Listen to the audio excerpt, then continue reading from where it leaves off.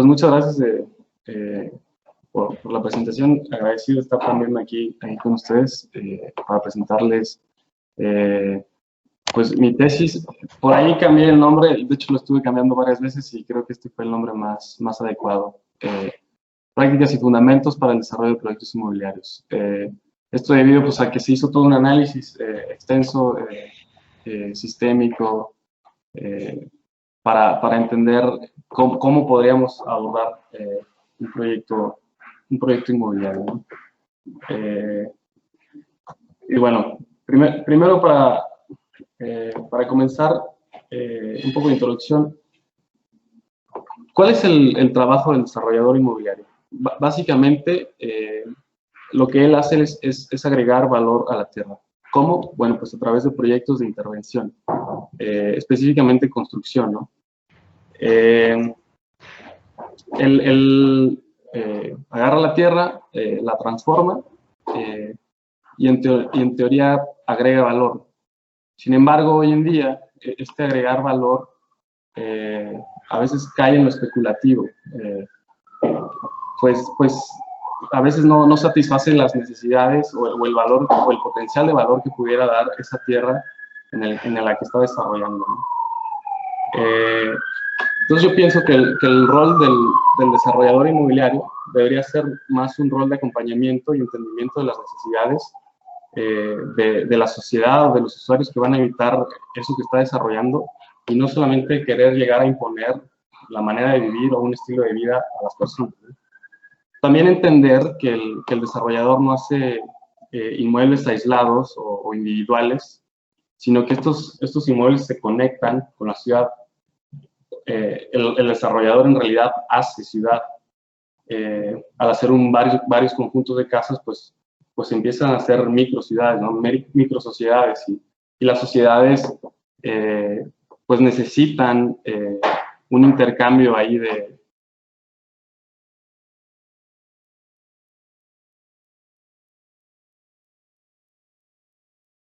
Fer, se te cortó, ya no te escuchas.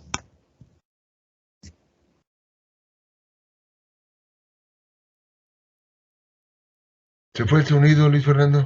Del entorno en el que se desplanta dicho inmueble o dichos inmuebles que quiere desarrollar, ¿no? Entonces también esta idea, ¿no?, de que hace ciudad, y también tiene que entender que la ciudad es un sistema complejo, es un ecosistema, eco de casa, multidisciplinario, ¿no? Y para poder lograrlo, también tienen que entender que no va a poder hacerlo solo. Se necesita multidisciplinariedad, ¿no? Se necesita tener conocimientos en urbanismo, en arquitectura, ingeniería, construcción, sí, pero también en sociología urbana, en economía, en finanzas, en marketing, en administración de empresas, etcétera, ¿no? Bueno, entonces, si el desarrollador quiere hacer ciudad, primero tiene que entender cuáles son o conocer los problemas que acometen a las ciudades, ¿no? Uno de los principales que yo identifico es el crecimiento de la mancha urbana, ¿no? El uso extensivo e inadecuado del suelo que se ha venido dando los últimos años. Esto debido, pues, porque dentro de la ciudad, pues, el suelo es mucho más caro que a la periferia, y la gente, pues, tiene necesidad de vivienda, de establecerse, y eso va haciendo que las ciudades crezcan. Sin embargo, esto genera fragmentación urbana, lejanía de servicios, ausencia de transporte público y de equipamiento urbano, ¿no? Incluso genera el abandono de estos desarrollos que han hecho los desarrolladores, porque simplemente, pues sí, proveyeron de un techo, pero no están satisfaciendo integralmente esas necesidades de las personas que están viviendo ahí, ¿no? De hecho, aquí hay una evolución de San Luis Potosí, el municipio, o el área metropolitana de San Luis Potosí, de 1982 a 2019. La ciudad creció en superficie 5.4 veces y la población creció solamente 2.4 veces. O sea, básicamente estamos queriendo mantener la ciudad con el doble de ingresos, o 5 veces la ciudad que teníamos con el doble y medio de ingresos que teníamos, ¿no? Simplemente es insostenible, y si seguimos haciendo esto, pues será aún peor.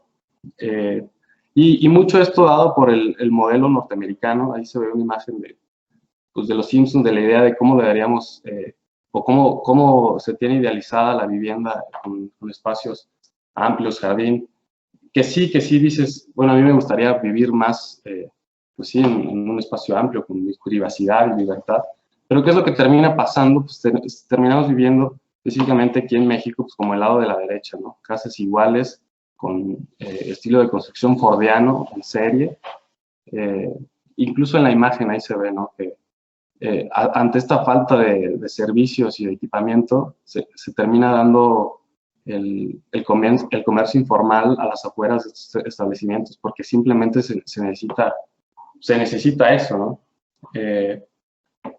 Y se hubiera resuelto simplemente con planeación o un entendimiento mucho mayor de esto que les platicaba, ¿no? De que hacemos ciudad y qué es lo que implica hacer ciudad. Perdón, Fer, ¿puedes quitar ese letrerito que dice dejar de compartir esa? Ándale, porque Claro. perdemos las letras. Gracias. Gracias. También, bueno, digo, aquí hay otro ejemplo de la ciudad americana y cómo podemos transformarla, ¿no? O bueno, del modelo americano, que son vías rápidas que incluso generan accidentes, los peatones simplemente no se puede pasar y terminamos haciendo estos cruces antipeatonales que requieres 5 veces, recorrer 5 veces la distancia del peatón y bueno, hay muchos problemas que esto causa, ¿no? Entonces, imaginemos una ciudad mucho más atractiva, mucho más caminable. Aquí en la imagen se puede ver dónde preferimos caminar, ¿no? Hay una idea que es la ciudad a escala humana de Yangel. Esa idea está interesante, igual por ahí sí pueden investigarla.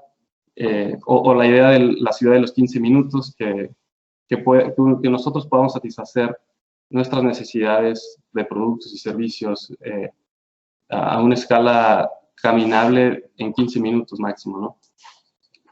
Y bueno, lo que decíamos hace rato, ¿qué es lo que le da valor específicamente a la vivienda? ¿Y por qué la vivienda? Hay otra idea que dice que hay que imaginar a la ciudad como si fuera una paella. Porque una paella, bueno, el arroz viene siendo la vivienda, que es lo que más abunda, pero para que sea una ciudad rica o una paella rica, tiene que ser diversa, debe haber diferentes cosas. Entonces, bueno, ¿qué es lo que le da valor a la vivienda? Primero, el techo. ¿A qué se refiere el techo? Básicamente a todos los servicios que nos brinda un hogar. Nos quita del frío, nos da seguridad, nos da privacidad, tenemos un lugar donde asearnos, donde comer, etc. Estos servicios nos los da el techo, pero en realidad no terminamos de vivir en nuestra casa, sino que afuera de nuestra casa seguimos viviendo. Y esto es lo segundo que le da valor a la vivienda, es el entorno. Y con entorno me refiero a esa capacidad de desarrollarse integralmente, pues sí, afuera de tu casa, porque necesitas o desarrollarte socialmente, cognitivamente, educación, físicamente, muchas cosas que no puedes hacer solamente en tu casa. Igual también tenemos que entender que las dinámicas de la sociedad están cambiando, pero sin embargo seguimos necesitando espacios, ¿no? O sea, ahora ya entiendo que bueno, ya te pueden traer muchos productos a la casa, pero no elimina esta necesidad de espacio, ¿no? Y por último, algo que le da valor a la vivienda también es la comunidad. Y con comunidad se refiere a esta capacidad de organización social para convivir, para cohabitar, que se traduce básicamente a reglamentos, sí, reglamentos sociales, a organización social, ¿no? Que podamos convivir y que haya consecuencias si hay algunas cosas no se permiten.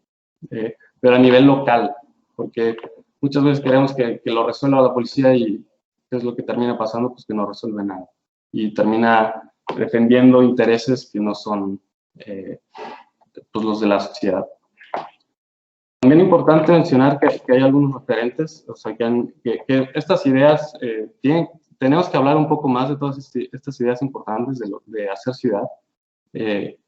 Y todas estas ideas, bueno, yo las he rescatado de diferentes personas o individuos que están haciendo las cosas, digamos, bien.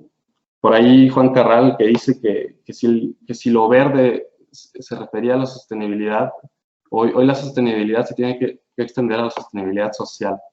Esta idea es interesante porque dice que, o sea, justamente con esta idea de agregar valor, no solamente, o sea, que la sostenibilidad social se refiere que afuera de nuestra casa, el espacio público es el que le termina dando valor al espacio privado, ¿no?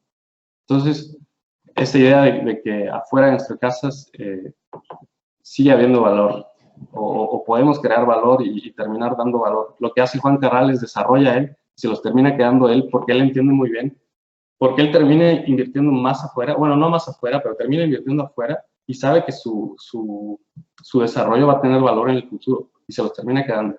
Entonces es un gran referente, Alberto Kitzler, de cómo se hacen estas transiciones entre lo público y lo privado, en la vivienda, y Fernanda Canales con esta idea de cómo esta vivienda es un vínculo con la ciudad y con el barrio, con el entorno. Alejandro Aravena, que dice que la ciudad hay que verla como un conjunto de oportunidades y no solamente un conjunto de casas. Y uno de los que más ha influido, o que más influyó mi pensar en esta especialidad, fue Heidegger, que de hecho es filósofo, no es arquitecto ni nada por el estilo. Y él habla de la importancia del habitar. Es medio complejo a veces sus ideas, pero él dice que no habitamos porque hemos construido, sino que construimos y hemos construido porque habitamos. O sea, todo esto que vemos, esta ciudad que vemos, es como parte inherente del ser humano, el habitar. Y dice que el habitar es el medio directo para la existencia y desarrollo del ser, ¿no? Por eso la importancia del habitar es algo que hacemos todo el tiempo, no solamente en nuestra casa, es nuestro hábitat. Nuestro hábitat también es afuera de ella. Lo hacemos todo el tiempo, es tan común como respirar, dice. Lo hacemos todo el tiempo. Bueno, ya un poco más respecto al proyecto. Se abordó desde 3 enfoques: enfoque sistémico, estratégico y metodológico. El sistémico hay que verlo como un conjunto de disciplinas, actores y elementos con un fin en común, ¿no? El enfoque estratégico va a ser esa capacidad de nosotros de identificar las oportunidades a través de un análisis profundo de la información, crítico de la información, para tener un producto mucho más competitivo, ¿no? Estrategia. Y el enfoque metodológico va a ser esa capacidad de organización para llevar las actividades implementando procedimientos ya definidos como mejores prácticas, ¿no? Y aquí hay un ejemplo, bueno, desde el enfoque sistémico, lo que decíamos. Antes de hablar de esto, quisiera hablar de un concepto que es muy interesante, que es el concepto de la emergencia de los sistemas complejos. Básicamente, esta idea, este concepto de emergencia dice que un sistema se autoorganiza para satisfacer las necesidades que encuentra o que existen en el sistema. Entonces, pues básicamente, y eso es lo que pasa, ¿no? En la ciudad. O sea, nosotros resolvemos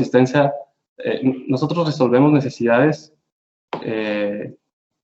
con esta idea de emergencia, ¿no? O sea, porque, o cómo es el rol del desarrollador.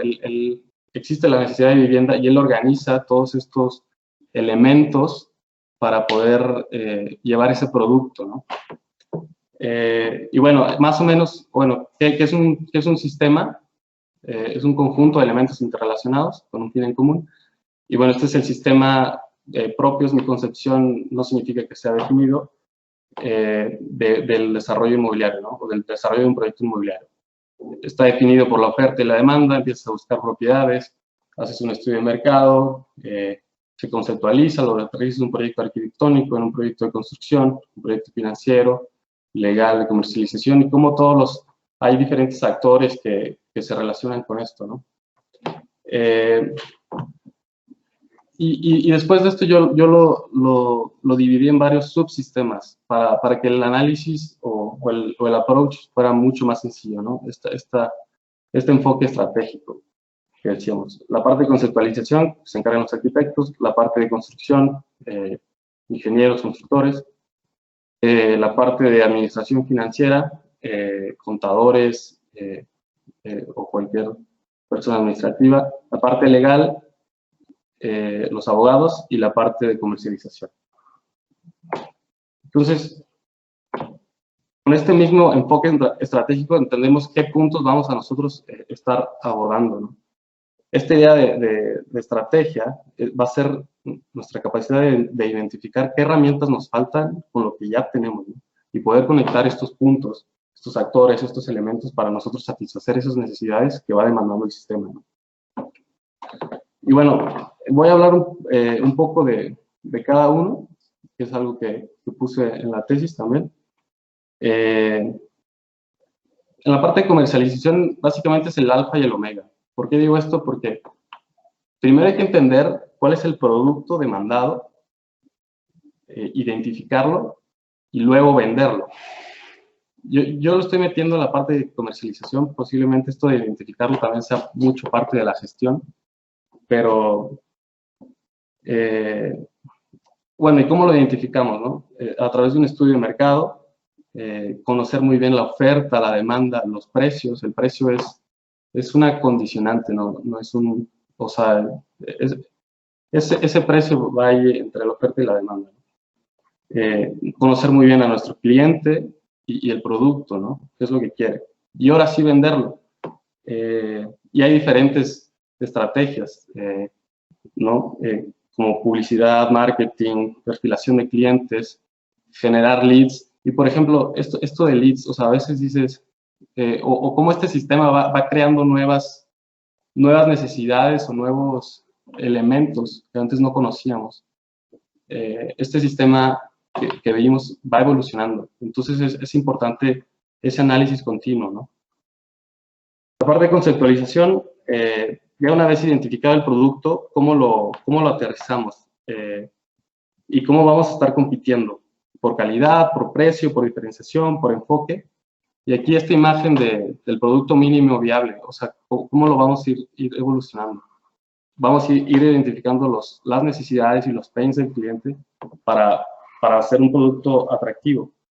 Que, bueno, y que específicamente en proyecto arquitectónico, en un proyecto inmobiliario se traduce en el proyecto arquitectónico, ¿no?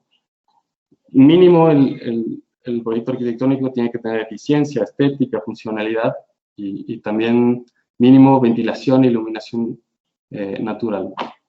Está este concepto, ¿no? De la vivienda digna, vivienda mínima, pero a veces se quedan cortos de, o sea, ¿por qué mínima? ¿Por qué o vivienda justa o vivienda cómoda? Entonces hay que ampliar estos conceptos también. La parte de construcción, todas estas soluciones técnicas para poder crear un producto de calidad. Y aquí, bueno, tenemos que tener un plan de gestión en construcción definido, un catálogo, un programa de obra, un plan de insumos, supervisión, gestión de obra y de la gente. Y considerar que en proyectos inmobiliarios la construcción es un coco, ¿no? Porque termina siendo uno de los rubros financieramente más costosos.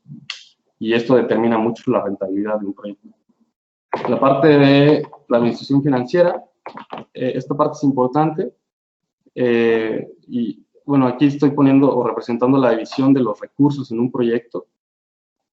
El costo de la tierra, que va entre el 15 y el 20%, el costo de construcción, del 40 al 60%.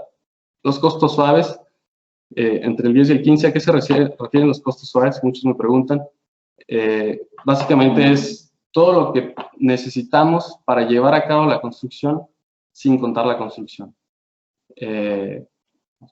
Son el proyecto, el diseño estructural, trámites, marketing, conexión a servicios, etcétera. Costos financieros, que se refiere a dinero en el tiempo, crédito, deuda. Y finalmente las utilidades. Aquí hay que tener muy bien considerado cuál es el valor o cuál es el valor en el mercado, lo que las personas están dispuestas a pagar, para que no terminemos pues gastando más de lo que en realidad pagarían las personas. Aquí más o menos también se entiende, ¿no? Bueno, sí, bueno, tiene que ver con lo anterior, ¿no? Pero, ¿cómo lo hacemos? O sea, ¿cómo hacemos este análisis financiero? A través de un análisis de sensibilidad, comparando los egresos contra los ingresos que nos generan utilidades. Aquí también tengo un ejemplo de todos los costos, en teoría, bueno, desglosando más los costos suaves, para que se den una idea de qué son. Y también va a ser importante hacer un flujo de efectivo, que lo vamos a ver en este proyecto también, que básicamente son los ingresos y los egresos en el tiempo. Y aquí es muy importante también estar considerando los riesgos, cuáles son los riesgos, los tiempos de entrega, los sobrecostos, la cancelación, la suspensión, accidentes o imprevistos. La parte legal va a ser, o sea, se refiere a generar estos convenios entre todas las partes involucradas en un papel para que todos estén de acuerdo y tranquilos, tener estos acuerdos claros y definidos antes de iniciar cualquier proyecto, ¿no? Y así como asesoramiento en qué tipo de contratos, de prestación de servicios, de asociación en participación, de financiamiento, esquemas de participación, fideicomisos, herramientas legales y fiscales. Todo esto va aquí en la parte legal. Y finalmente la parte de gestión, que consiste en aplicar todos estos conocimientos, herramientas disponibles en el medio para cumplir con los requisitos del proyecto. Hay diferentes metodologías, Kanban, Scrum, Lean Startup, PMBOK, Planeación Estratégica, entre otros. Aquí yo recomiendo mucho estos dos, de Lean Startup y el PMBOK. Pues tienen metodologías. El Lean Startup se refiere a validar el producto rápido, identificando muy bien el cliente y el problema, y validar esas hipótesis y fallar rápido. O sea, validar. Y el PMBOK es un poco más organizado, más definido de estos procesos. De cómo organizamos e integramos los alcances, los costos, el cronograma, los recursos, las comunicaciones, los riesgos, los interesados, etc. Ahora sí, ya abordando el proyecto como tal. Primero hay una situación, un problema expresado, ¿no? Y lo que existe es, hay un terreno con un gran potencial que de ser desarrollado saldremos beneficiados. Sin embargo, ese no es el problema. O sea, y aquí es donde entra la parte de cuál es el problema, o qué necesidad estamos resolviendo. La necesidad que estamos resolviendo en realidad es esa necesidad de vivienda, ¿no? ¿Y a quién? O sea, bueno, ya estamos concluyendo que lo que vamos a desarrollar ahí, o lo que mejor aplica, es vivienda, por la demanda, por la oferta, por un análisis que bueno, viene después, ¿no? Pero no podemos directo concluir o llegar al problema de la situación, sino que hay un análisis. Y aquí es donde se aborda, ¿no? ¿Y cuál es el propósito de este proyecto? Crear un proyecto rentable, atractivo y socialmente sostenible. ¿Cómo? Identificando las oportunidades del entorno.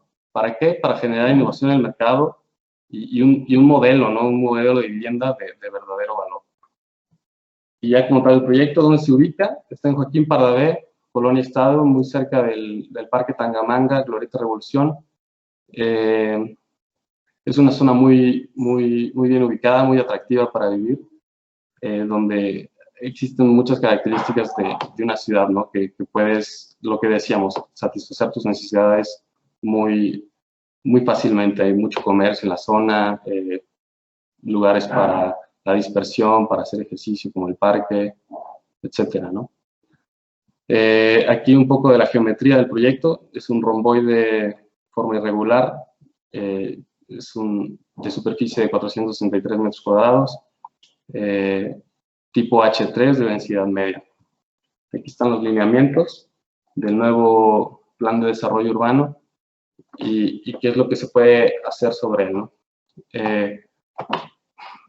Aquí, en teoría, podríamos, por la densidad ya factorizada por la consolidación urbana, uno de los lineamientos que tienen ahí, podríamos hacer hasta 8 viviendas, y la densidad, hay diferentes modalidades en el nuevo plan de desarrollo que podríamos meter hasta 12 viviendas. Aquí también es importante mencionar, no porque podamos usar, o no es obligatorio acabarnos todos los metros cuadrados permitidos de construcción, sino hay que pensar más bien cómo hacemos un producto o un proyecto atractivo, porque acabarse incluso todos los metros cuadrados de construcción es más costo. Entonces hay que encontrar ahí una relación entre lo que decíamos, ¿no? Valor y gastos. Si se hace un estudio de mercado, ¿qué se hace? Se hacen unas entrevistas, se hace un análisis macro o general del entorno, y se hace un análisis directo de la oferta y la demanda, ¿no? En el análisis macro, estos son datos específicamente de la ciudad de San Luis Potosí, del portal La Moody. Aquí podemos ver, aquí estamos comparando la oferta contra la demanda, ¿no? Podemos ver que hay una muy grande demanda en la parte de interés social, y siguiéndole la parte de interés medio, aquí y podemos ver que hay una demanda insatisfecha, de hecho, comparándolo con la oferta en el sector social. En la parte de interés medio, bueno, ahí sí hay una relación buena entre la oferta y la demanda, y podemos ver que hay una sobreoferta en la parte residencial, dado que la demanda no es suficiente con la oferta que hay, ¿no? Aquí, de hecho es lo que dicen, uno de los mercados más dinámicos, específicamente en el desarrollo inmobiliario, es la parte del interés medio. Ahí es donde más se absorbe la vivienda. Muchos no le entran, a pesar de que hay una demanda muy grande y satisfecha en el sector de interés social, muchas veces no es rentable para los desarrolladores, porque por el precio del suelo no les termina saliendo, entonces no muchos le entran. Por eso hay muy poca oferta también. Aquí hay otro análisis de la demanda global. En estos sectores, ya específicamente segmentos medio y residencial, es una encuesta que hace Perfilan, una empresa que realmente también se la recomiendo mucho para investigar todos estos valores. La demanda, o bueno, se les pregunta, ¿cuál es el precio de la propiedad que buscas? En el segmento medio, el 44% dicen que de 600 a 1 millón de pesos, el 35.6% de 1 millón a 2 millones. En el segmento residencial, que es mucho más chico, o sea, de los que están comprando comparado con el medio, de 1 millón a 2 millones, el 41.7%, y de 2 millones a 3 millones, el 34.4%. Esto para entender más o menos en el análisis macro, qué es lo que se estaba buscando. Y luego se hace un análisis ya directo, lo que decía, directo de la zona.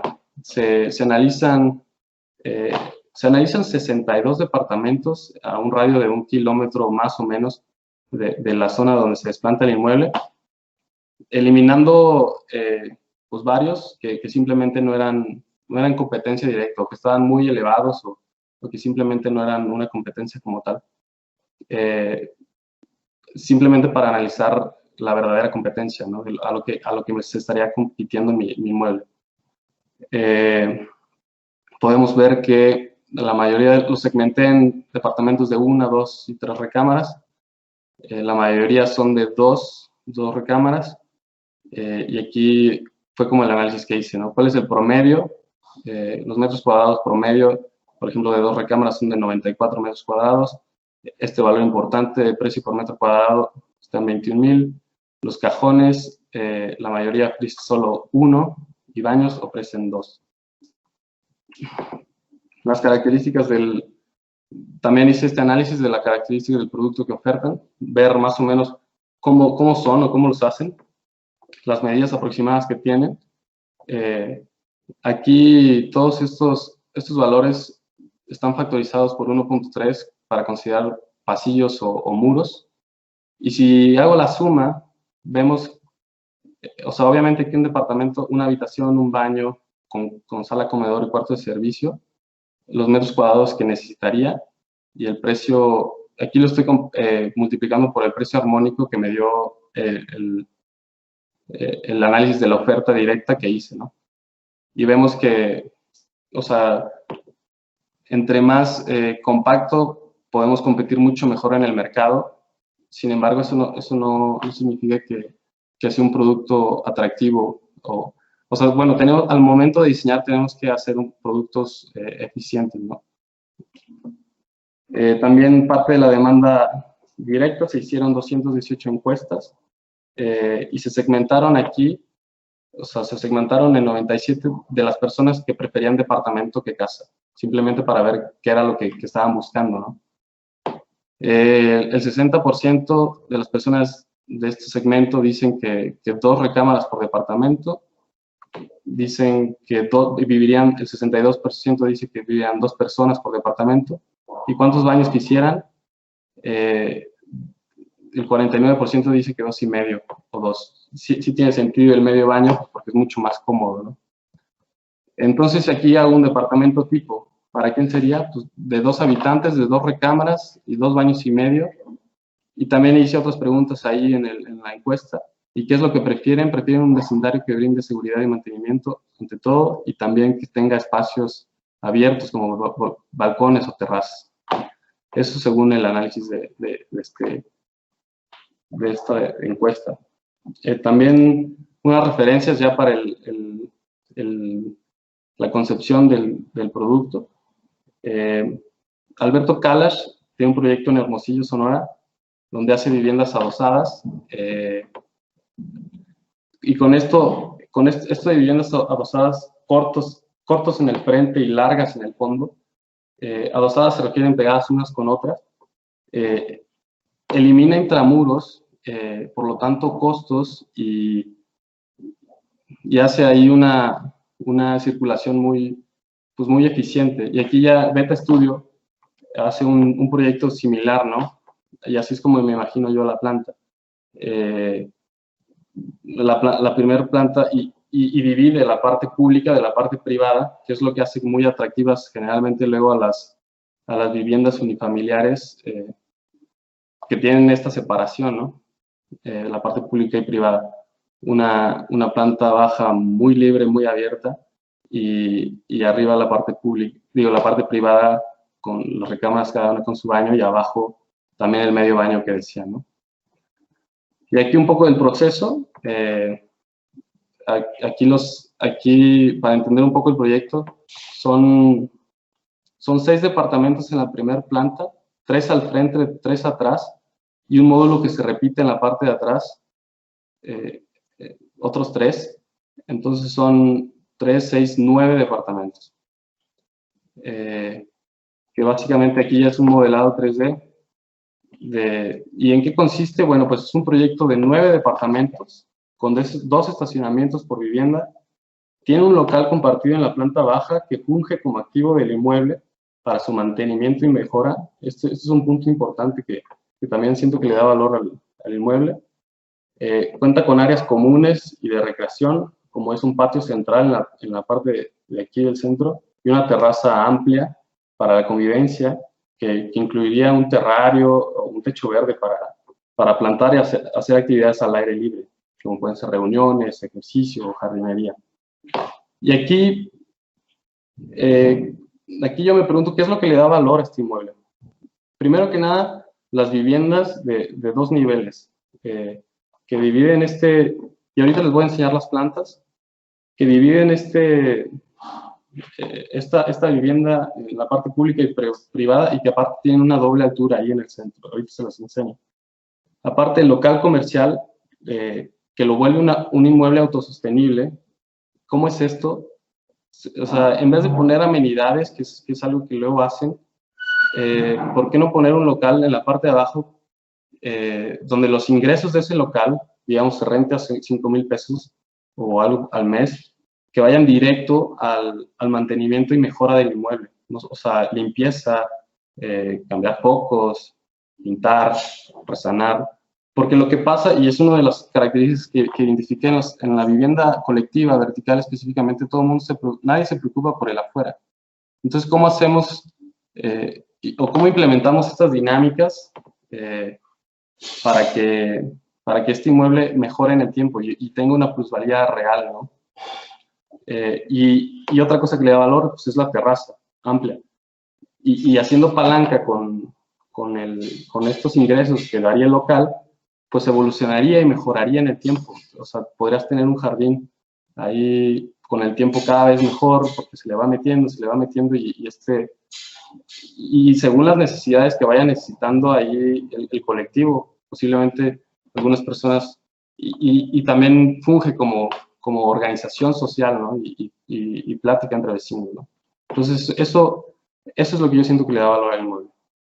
Ya un poco de las plantas, aquí el local que les comentaba, todos los estacionamientos van en pila, 2 estacionamientos por casa, son 18 estacionamientos. Luego la planta 1, que es lo que les decía, el patio. Aquí es la primera planta de cada departamento. El patio central, ahí se le piensa poner un árbol o algo para pues sí, articular estas zonas mucho más atractivo. La planta del nivel 2, o sea, ya la parte superior de estos departamentos, aquí están las camas, digamos. Ahorita les enseño la planta tipo del departamento. Esta es la planta ya 3, donde inicia el último módulo de departamentos. Hay una terraza acá abajo amplia. Aquí es donde se ve ya la terraza. El último nivel de los departamentos. Y ya, aquí hay un corte para que se entienda mucho más fácil, ¿no? La planta de estacionamiento. Aquí ingresas al primer departamento, que tiene 2 niveles. Y si subes acá, llegas a la terraza que decía. Es aquí vivienda como escalonada, ¿no? Y aquí es la planta tipo de los departamentos. Ingresas, aquí está el medio baño, el área de lavado, la cocina, la sala, el comedor, aquí con una doble altura, que se ve aquí, en la planta de arriba, y la sala, y con una terraza. Y ya aquí en la planta superior, cada cuarto con su baño y su vestidor. Aquí algunas ideas que he sacado también de otros proyectos de cómo sería el patio o cómo podría ser la fachada. Aquí ya el interior del departamento con la doble altura que decía aquí al centro. Aquí se puede ver el comedor, la cocina y los cuartos justo así con esta fachada celosía que había yo pensado. Algunas ideas para implementar en la terraza que se está incluyendo, que puede ser una terraza para convivencia, para sembrar o para hacer jardinería y para hacer ejercicio también. Aquí me apoyé también de unos amigos para hacer ya un render. Esta es básicamente la maqueta en conjunto. Este sería el render de los departamentos. Aquí se ve el local en la planta baja, el acceso y las viviendas en 2 niveles. Aquí ya los precios, precio promedio estaría en 2,5 millones. El objetivo de ventas es de 22,5 millones. Y ya el análisis financiero, que ahorita se los voy a enseñar ya en Excel. Básicamente eso es lo que me está arrojando.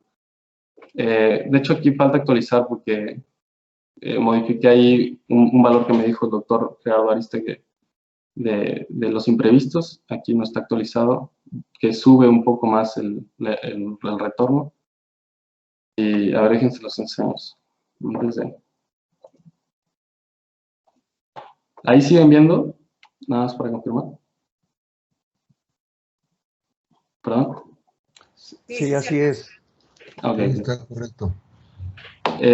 Bueno, aquí el programa de obra de manera muy general, no, tampoco la especialidad da para hacer todo el catálogo, todo el proyecto de inicio a fin, todo el catálogo. Pero bueno, aquí más o menos puedo idear cómo serán los gastos en el tiempo.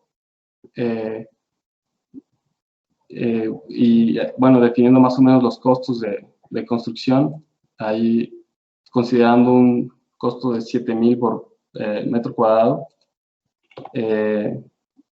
Aquí estrategia de venta, básicamente, cómo los vamos a estar vendiendo en preventa, Family and Friends y postventa.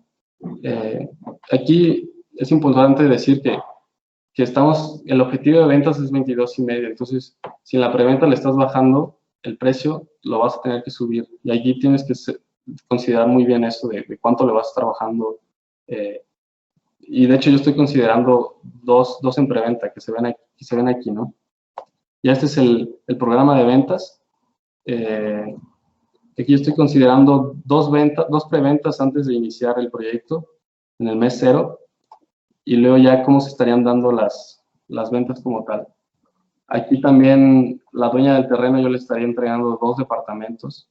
Entonces ya nada más tendré que vender, si estoy revendiendo 2 y dándole 2 a la dueña, ya solo me faltan vender 5. Entonces ya no es un objetivo tan difícil como tal, de vender 9 a vender 5, justo cuando empiece la construcción.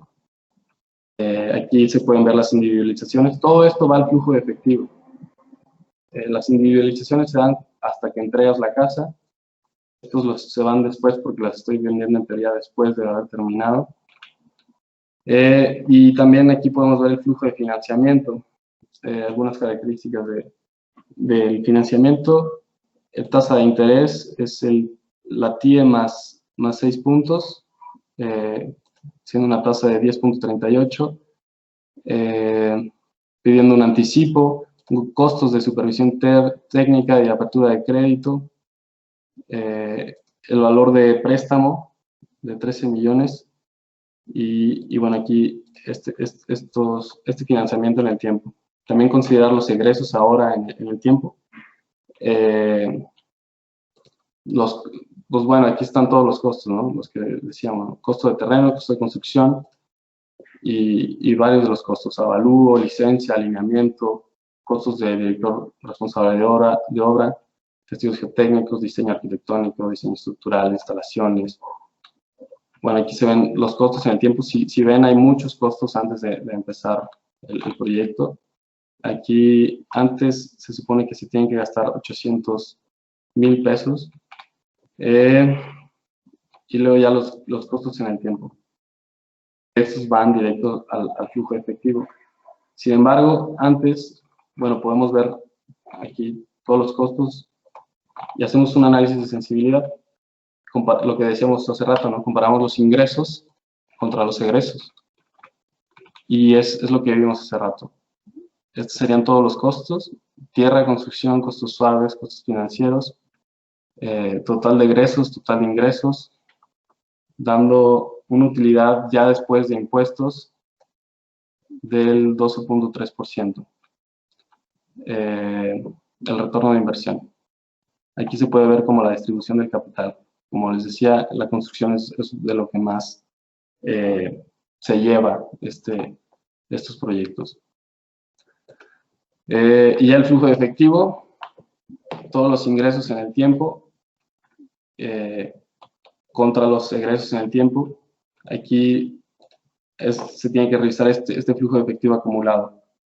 Aquí, como estoy prevendiendo 2, pues me da suficiente, pues sí, me da un alivio para yo gastar pues los inicios de la obra y ya después con el financiamiento llevarla a cabo sin tener flujos negativos. Y aquí se ve la utilidad de 3.366.000, que después de impuestos se vuelven 2 millones. Estamos gastando 1 millón en impuestos.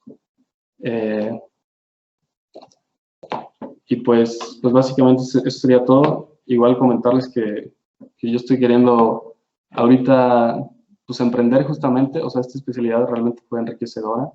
Yo creo que de lo más enriquecedor profesionalmente. Ya hay algunos consejos ahí para los alumnos, pero si no esto sería ya después de las conclusiones que tengan los profesores.